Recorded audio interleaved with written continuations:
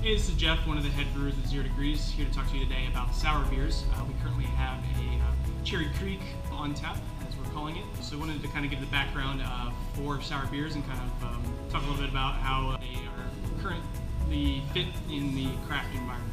Sour beers are traditionally made in Belgium using the wild yeast and the microbes from that particular area of Belgium.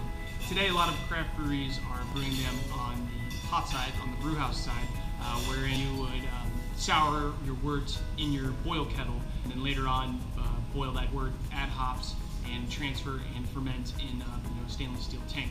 With this particular beer that we did, we fermented like normal, didn't do any kind of kettle souring, but instead of putting it in oak barrels like you would do, for Belgian style lambics and booze and things like that, we aged it in a stainless steel tank in our basement here in Cardiff, where it was exposed to wild yeast, a strain of Brettanomyces, and then also a couple strains of lactobacillus. Also, to make it more of a creek style, creek typically has cherries added, which is what they did here in Cardiff as well.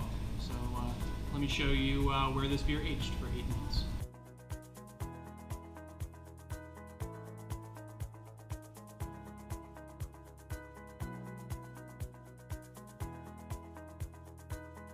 So now we're down here in the basement in Cardiff. This is one of the tanks where that creek was aged. So the beer was brewed kind of in a typical process that we would do any of our beers here, but in the conditioning period of the tank, wild yeast and microbes like lactobacillus would be added.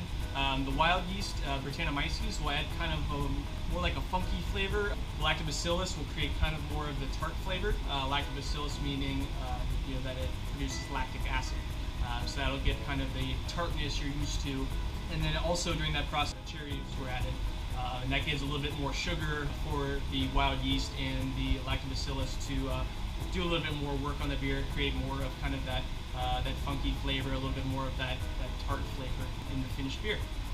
Hey, so just to summarize, with sour beers, they're a big hit these days, both here in the UK and where I'm from in the US. This is something that's kind of a recent craze in places other than Belgium. In the past, sour beers would be indicative of some kind of failure on the part of the brewery or the brewer. But these days, brewers are getting more adventurous, and they're brewing beers like this that are intentionally sour. I happen to love sour beers. They can be very refreshing, very flavorful. I think this is a craze that's going to continue on and become more and more popular here in the UK. I know some people are still a little shy about trying sour beers, but I highly encourage you to at least give it a try. Definitely a tasty beer and something that you can begin to enjoy given